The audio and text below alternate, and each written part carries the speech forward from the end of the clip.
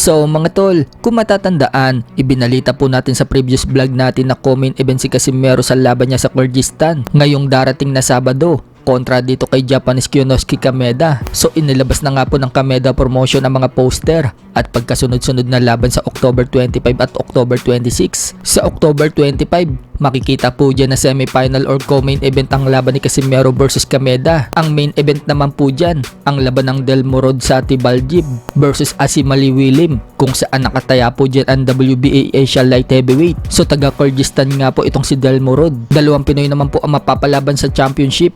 Yan po ay si Kenneth Rapista, kung saan mapapalaban po siya sa IBF Youth Super Flyweight title. Lalabanan niya ang Hapon na si Kayati Hanada at isa pang Pinoy na si Remar Tagakanaw. Mapapalaban naman po siya sa WBA Asia Super Flyweight title. Lalabanan naman po niya ang Hapon na si Ayumu Sano. Kinabukasan October 26, mapapalaban naman po si Luis Neri mga tol. Makakalaban niya po itong si Sataporn sa Art ng Thailand. Katulad ni Casimero mga tol, co-main event din po itong si Luis Neri. Ang magiging main event din po dyan, yung taga Kyrgyzstan. Pang 7 bout naman si Kenneth Luber versus Luciano Baldor at may isa pang Pinoy na mapapalaban dyan.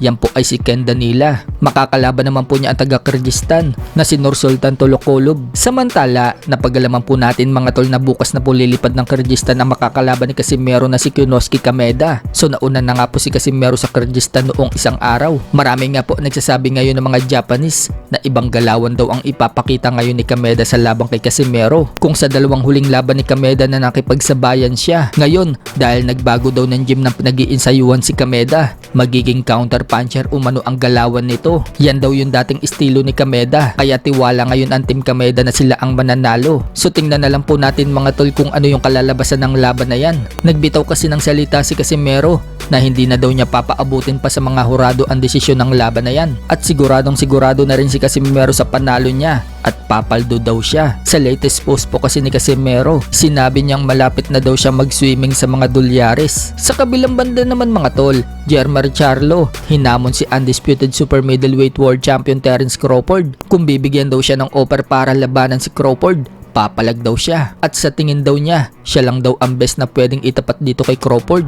Maging si Jaron Ennis, best fight din daw yan para sa kanya. So mukhang malabo naman palagan ni Crawford itong si Jermel dahil wala naman itong titulong hawak. Bukod dyan mga tol, tinalo na rin siya ni Canelo Alvarez. Sa ibang banda naman mga tol, legend Manny Pacquiao, malabo ang mata. Yan daw ang sign na tumatanda na. Nakasuot na kasi ito ng glass, pero makikita mga tol yung katawan ni Manny Pacquiao, batang bata pa tingnan. Bago ng jogging. Antipara naman lagi ka. Saan ang antipara? Antipara. Sign of age. Feeding glass.